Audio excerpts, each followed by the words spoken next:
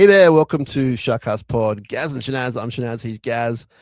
For people watching, not listening, we love our listeners. People watching, that's almost like a sitcom now. That start with the grabs. The photos are very kind of jovial, but They're great.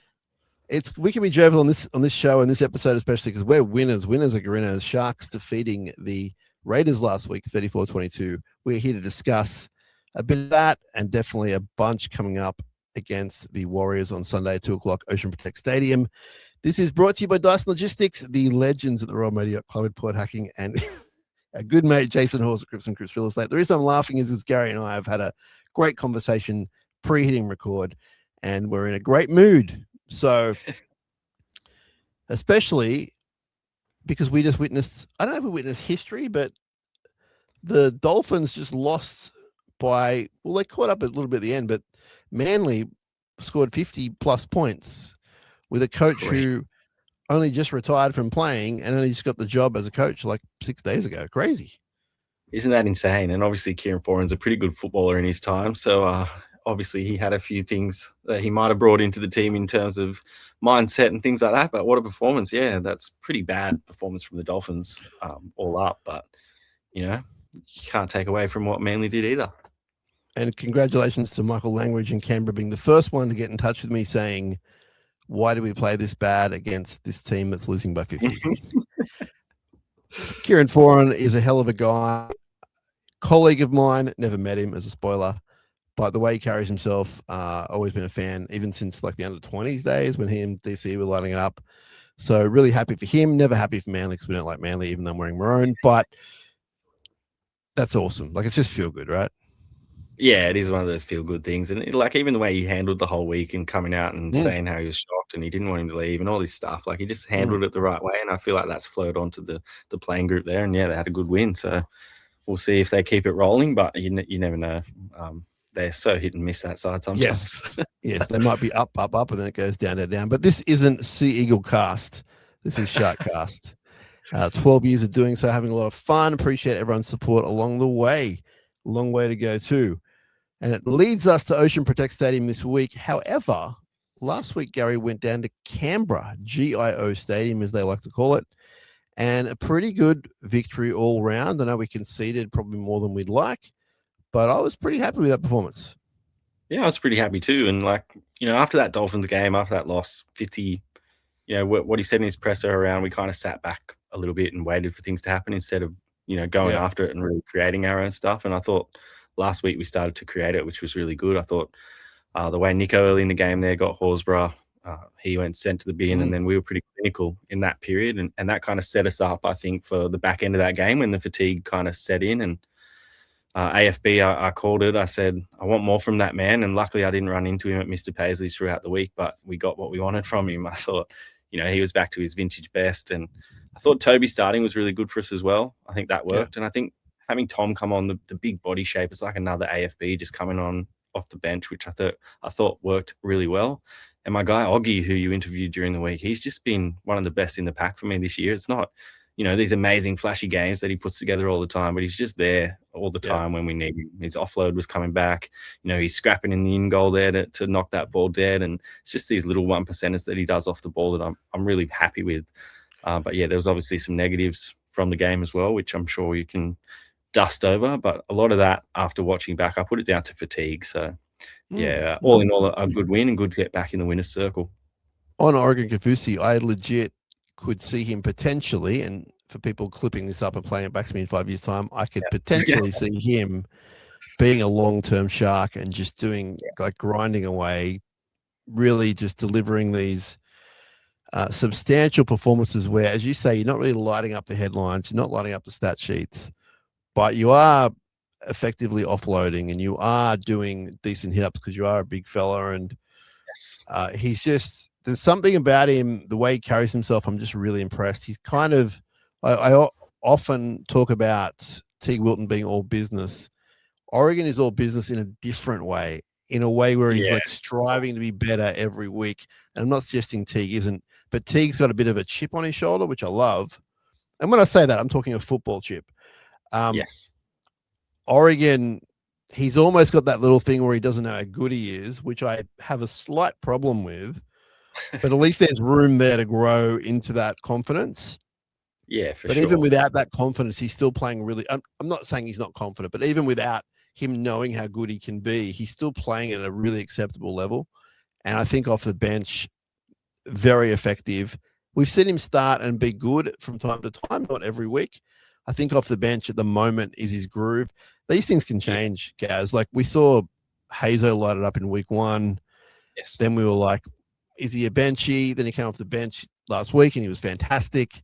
It doesn't mean he can't do one or the other. And the same with Rudolph, to be fair. We've seen him come off the bench and we're like, oh, then we see him start and he's phenomenal. So I guess you just go with what you've got at the time. I mean, if you need to flip it up, you can. And Fitzy has the luxury of quite a big bench these days. So yeah, impressive from those big guys last week to get them down the field. We spoke about it all week.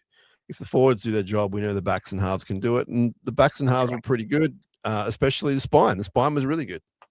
Yeah, I thought the spine was really, really good for us. And obviously, there's been a bit of that Nico talk that comes back and he's not, living up to the hype and all that sort of stuff. But he's out there doing his job. He's not trying to take over and control the team. He's letting Tricky get through his work, and that's allowing, him to get through his work and do what he needs to do for the team. And I think it's been really good for us the way that they're sort of working to start the year. And I was listening to a podcast not that long ago about confirmation bias and this whole thing around the red car theory, where it's like someone was asked how many go out and write down how many white cars they see, and then they came back and the person asked how many red cars were there, and he's like, I've no idea, I wasn't looking for it. I think people kind of look for the negatives in Nico's game.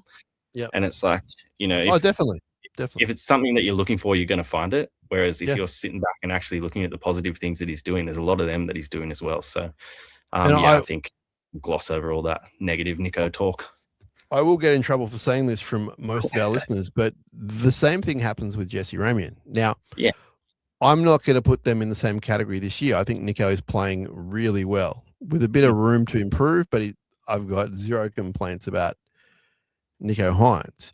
Jesse Ramian, sure, I've got a few complaints about his game this year, but it's not as many as the majority of our listeners, and that doesn't mean they're wrong, doesn't mean I'm right, etc. But what you just said about the bias and looking out for all the bad stuff, as soon as something bad happens, we zoom in on it, and that's natural. It's not wrong, but we don't hear the same people talking about his 150 meters. We don't talk about the try save that he did, etc. So it wasn't the same all people aren't talking horrific. About KL's 9 missed tackles either. That's the issue for me. It's like KL's not having that season, but they're starting to. Of course. But that's not in the same category because KL's super consistent. He's had a couple of weeks here where, one loss, one win, where he's been off his game. He's off his game against the Dolphins, off his game against Canberra. But even then, you still look at the work he does, and it's not like he's out there just completely stinking it up and not being effective at all. So I'm not excusing errors, but I like what you said about the bias thing because Jesse Ramian's done some fantastic things. Yeah, and it doesn't mean he should, like we all focused on the incorrect play the ball late in the game where we thought, this could come back and haunt us. And it's a very simple thing to do, but let's counter in the fact that he was trying to get a quick play the ball for the betterment of his team. He wasn't trying to do it on purpose. You just have to have a little bit of empathy in those moments because otherwise, we're going to end up like America or something. We got political there for a second, but you know what I mean? Like we're all just going to hate each other. And it's like we've spoken about it so much. Like our centers aren't on their game right now. We all know that they have another level that they can get to, and I'm confident that they'll get there. But like Jesse, again, for me, he hasn't been his best. I fully appreciate that. But there's such an intensity in his runs, and like when he hits you in defense, for me, it's not just that, but it's the continuity between him and Sione as well. It's like they've played together for so long. There's like this intuition that they have with each other's game. I'd even throw Will in there, like those three together on that edge. Yeah. It only comes from years of playing alongside each other. So and they just know where each other's going to be and everything like that when they're running shape. And it's just, for me, you can't change that just off a couple of bad performances. Like you need to let them get into the season a bit. Yeah. And I think the other thing is that I'm sort of sitting back and waiting for Moody and Fitzgibbon to make a call, and it might be next week or it might be in November. I've got no idea. course. make a call on, for example, on Jesse Ramian, and then he'll sort of, it's almost like he's going to meet his maker or meet the judge or whatever. It's like then we'll know whether these things matter or not, right? Because if they do matter, they'll be a big factor. Not a complete factor, but a factor in some of the things of what they're not happy with and why they may not re-sign him. But if they can see past that and see the great stuff and they can afford him, then they will re-sign him. So I just try and, like, it's not Mr. Positivity. It's not any of that stuff that some people say. It's just the guy's played like 200 games or something or near it. He's done so much. I can't just put a line through him after a few weeks. And then people go, what about last year? And I've said it. I'm sick of saying it, man. Like last year, he was close to our worst player in a squad that had amazing players throughout. It doesn't mean he was terrible. He was just like down the bottom of the list. It doesn't mean he can't play NRL. You know what I mean? There's a difference between like sucking and not being the top tier player at your club. Big difference. So I don't know. I spent too much time on that anyway. Sorry, everyone. It's been a weird night, mostly because of Gary Dover. Oh, now, Will Kennedy, sensational again, having a great season. Your point about the continued playing of these guys together really, for me, was elevated with the no try to Sione from the Oregon offload, and Will Kennedy just having that brilliant pass. It was so well done, and Sione knew exactly what was happening. And that's a really good example of a couple of guys, at least, just in their own pocket for like 10 years.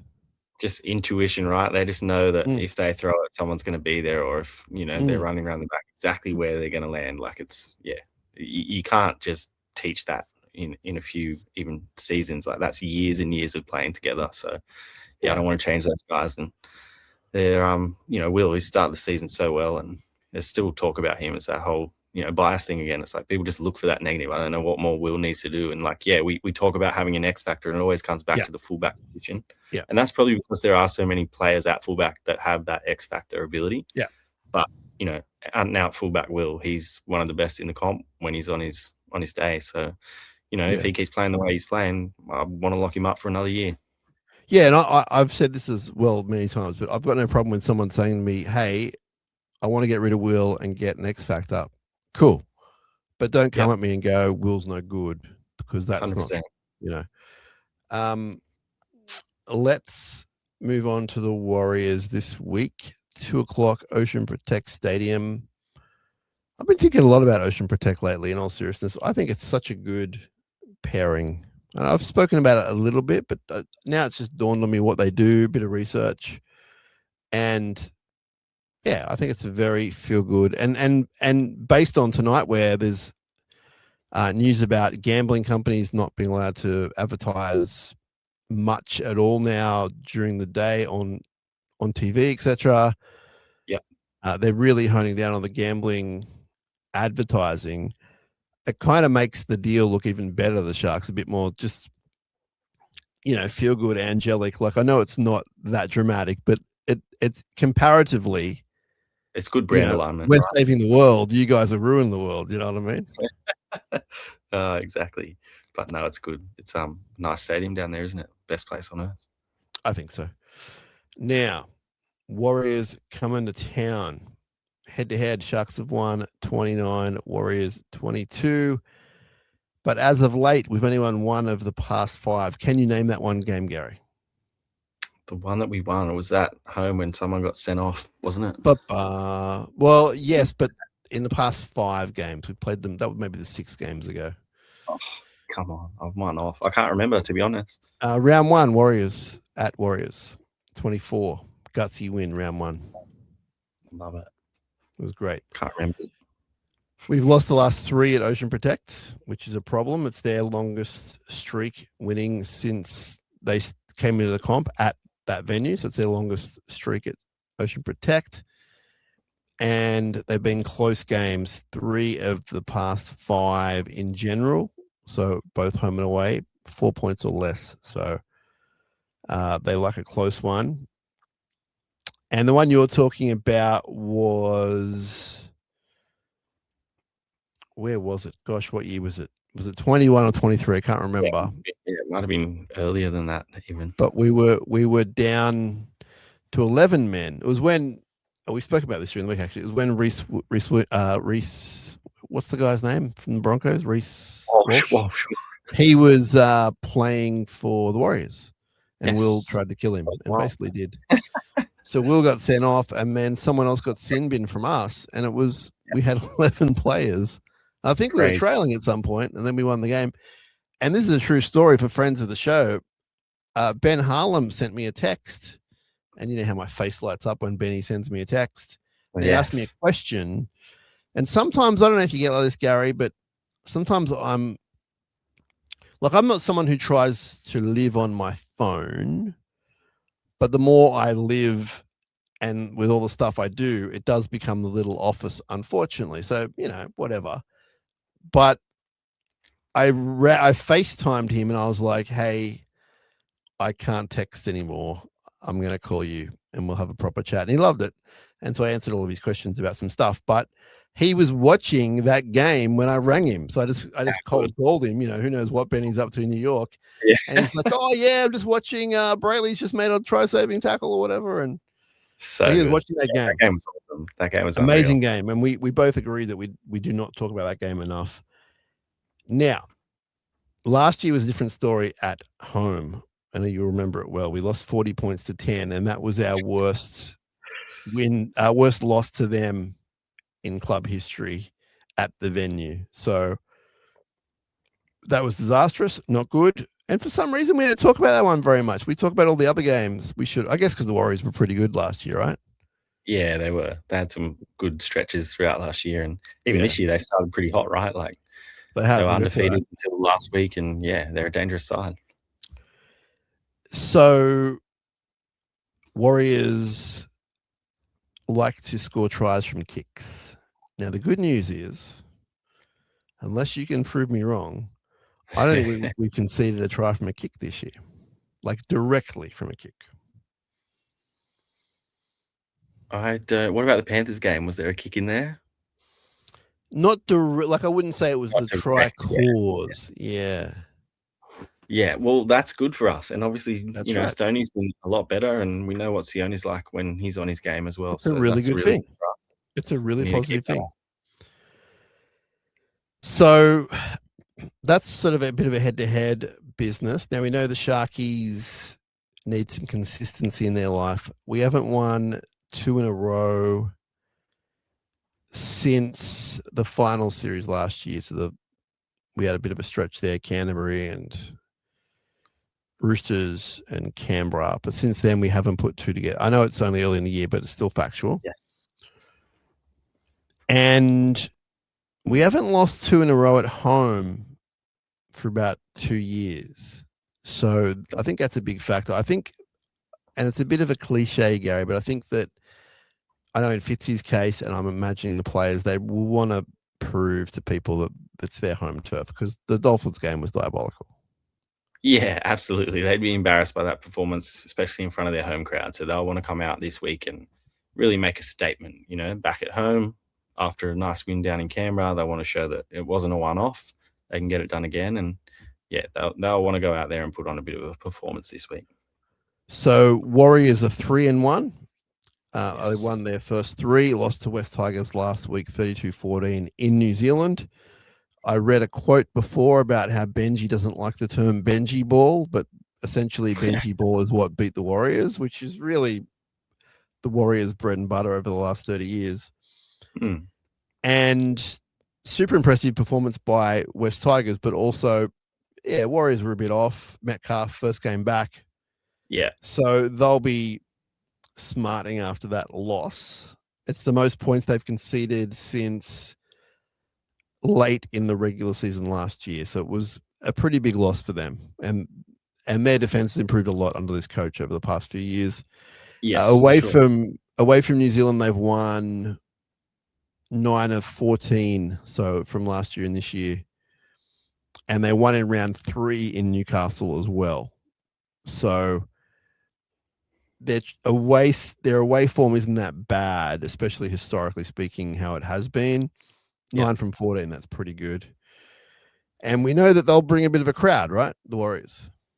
Yeah, they always seem to bring a bit of a crowd to Shark Park on their day. So especially over the Easter long weekend, hopefully some families get down there. Obviously, kids and that are on school holidays now. So yeah, it's always a big crowd down there when the Warriors come. So if you haven't got tickets, make sure you grab them. But yeah, it's going to be an interesting game for me. I think, they're such a big mobile middle sort of pack, and they've got strike right across their back three, like Dallin, Wateni, Zalesniak, RTS, Talpiki. All those guys are just so dangerous. And even now that Talpiki's gone to fullback and they've put Nickel Clockstad in at center, like that just puts another dangerous mover in there that we need to be on. And like Tanner Boyd started the season so well, and the backs are just humming. And then you throw in Metcalf, who obviously ex-Shark, he'll want to perform well against his old side, and he's one game back from his ACL, so he's going to want to go out there and put on a bit of a performance as well. And he's got speed to burn. We've seen it all before, so we're going to have to be on our game. But I think we can take a little bit from the Tigers last week. Good win for them, but they throw the ball around a lot. We might need to do that maybe, but I think what the Tigers did well was they were down 10-0 to start the game, and then they really dug into their defense and they just kind of got on with the job. And if we can stick to our systems defensively, I think the points will come off the back of that. Warriors' second best completion rate, third fewest errors because of that. So that means we're going to have to go toe-to-toe with them, which we can do. Our completions this year haven't been too bad. Yeah. But defensively, like I said before, they're ranked in the top 5 for best defense with like fewest tries, points, etc. Fewest meters, fewest post-contact meters, defense inside 20, all that. They're ranked in the top 5 this year. So really good with the ball, really good without the ball. Yes. And it's going to be like, the more I look at it and study it, the harder the game's going to be. Certainly not impossible. I think that we'll win the game. I think I saw betting odds that we were, well, let me just flick over here. We were like reasonably favored at the time. We were favored last time I checked. $1.57, and this isn't a gambling show, but $1.57 to their 241. I thought that was a bit of a stretch. Yeah, I reckon it should be closer, but that's just me. Yeah. So I do think it'll be close. I do think it'll be well contested. I'm hoping, maybe the last 20 we sort of run away with it. Like, I feel like it could be close up until then, and I feel like we could streak away with it then, perhaps a 12-point kind of win maybe. But I mean, that would be good actually against a team like the Warriors, who, as I said, we've only had one from the past 5 wins against them. So we definitely need to turn that around. Looking at some of their strike players, attack-wise, it is all around Boyd, although Metcalf is, as you said, only back for 1 game. So it's hard to sort of register what he did in 1 game, especially coming off that serious injury. But Boyd is a big target. He'll be doing the majority of the kicking, so you want the pressure on him. And as good as guys like Boyd and DWZ are, they have errors in them. They have missed tackles in them. They have try causes in them. So I think you might see us attacking those edges, which we like to do anyway. But I feel like we could probably get some points there. I feel like it's a game where if he was playing, Ronaldo would sort of bag a hat trick kind of thing. And I'm not saying we're going to smash them, but it's got that sort of, So, that's what's going on. It's going to be a good game. I think for a neutral, it'll be a really good game. I'll tell you what I'm looking forward to. Yeah. Fisher Harris versus AFB. Like those 2 big alpha dudes just going at it. Bit of a fizzle last year for us. So I think that'll be in the back of the big fella's mind. Yeah, I think Adam will want to get out there and prove a point. And you know what Fisher Harris is like. He doesn't take a backward step. And they've got some good young guys on the edges as well, like that Leka Halasima. He's crazy. So, those guys up against Teague, like that's good matchups for me as well. They're legitimately talented in most areas of the field. So that's why I think it'll be tough. And I do think they'll be a little bit annoyed about their performance last week. Like, it wasn't all West Tigers. Like, it was Warriors not playing that great as well. So Yes. They'll be in some sort of camp over here. They'll be all hanging out, pretty fired up. So it's up to our guys to turn up and do the job. And I'm confident we'll do it. But yeah, I think they'll have to work hard for it, and that's not a problem, right? So yeah, sure. I think it was the great Sifa Talakai during the week who said, was it Sifa Talakai? Maybe it was Tommy. It might have been Tall Tommy. He said the harder the wins, the better they feel. And I was like, oh, how good's that? That's a good one. Got to say, like, you already plugged it, which I appreciate, Gary. But I chatted to Hazelton, Talakai, and Kafusi, and all three were just great with their time. All three different individuals, but really good chats. And when I do those chats, I try and get them to say things that they're not saying all day, every day to other people. Because A, who wants to hear that? And B, I'm interested in what they're doing and their lives and everything else and their philosophies. And sometimes you do that and you get nothing back, and it's not in any kind of negative way. It's just, they're just not giving it back to you that day. But those three guys really did. And yeah, they were good chats. Especially Tommy, because I speak to Tommy probably every 2 weeks, and he's so gracious. He's awesome. Yeah. And even we look at each other and we sort of like have that kind of look. It's like, well, we were just doing this, but let's go again, because we love talking Sharks, right? Like, yeah, he does. He's such a great guy. I genuinely, I would talk to him every week if I could. Like, he's a great guy. Yeah. But he just flicked the switch this week, and he was just really on and really a bit more open with honest footy talk. And so it doesn't get much better than that. Which was awesome, like listening to him and about the decision that he's made and all that stuff. Yeah. Like, if people haven't listened to it, they need to go listen to it for sure. I'll break down the wall for you, Gaz. Doing the Talakai interview, so he was the third one I interviewed in that order. He was third, and I'd been gas bagging for a while to everyone else and annoying everyone, and got Talakai. We were talking about the decision, and I opened up with the decision, and he's really beautiful. And we kept talking about footy, as you'll hear. And then right at the end, I had to edit it a little bit because I had like something in my throat or something, like legitimately, like, I had to clear my throat, and I tried. I get it.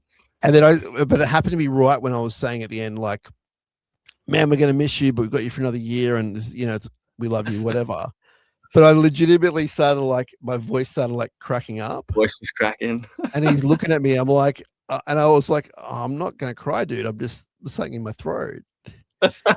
It's like, you'll hear it cut in half almost, because I just didn't want people to think something that wasn't happening. It wasn't like, I've got no shame if that's what it was. I would have told you. I would have told you. But what's funny was, it was the other great moment of last year where, and regular listeners know what happened, but where I went up to him afterwards in the sheds and I said, great game. And he looked at me and said, thanks. And he didn't play. And he didn't have the heart to tell me he didn't play. And it took me about 2 months to get to him and go, hey, remember that night? This is what I did, and I'm so sorry. and he was looking at me going, like, what kind of a freak are you, man? Crack up. I love that so much. He's such a good dude too, Sifa. He's such a good dude. I'll say this, though, for a spoiler, and please go listen to it if you haven't. He utters the words something like, I didn't want to leave. I would have stayed here until I died. Yeah. That's exactly what he that's said. Amazing. So good. You quoted him exactly. Yeah. Exactly. I was like, that's brilliant. Oh, so good. I should make up a little graphic for that or something. I'm happy to help you out. Thanks. I don't need it anymore. You know, where were the team list graphics? Yeah, I was gonna spoil that at the start and go, I haven't done the graphics. Of course, that's all I came on for, to see the graphics. Yeah. So Ocean Protect Stadium, 2:00 Sunday. Weather's a bit indifferent, but it has a way of looking like that, and then you get there and it's fine. So come on down. I would actually recommend you buy a ticket online if you're definitely coming, because I feel like it'll be a sellout at some point, because it's Easter Sunday. It's 2:00. They won last week. Warriors have a lot of fans. So I think it'd be a very healthy crowd. So you don't want to be disappointed if you get down there and can't get in. That's what's going on, Gaz and Shinazz. Until next week, my friend. See you then. Let's go. Let's go get them. Let's go get those Warriors.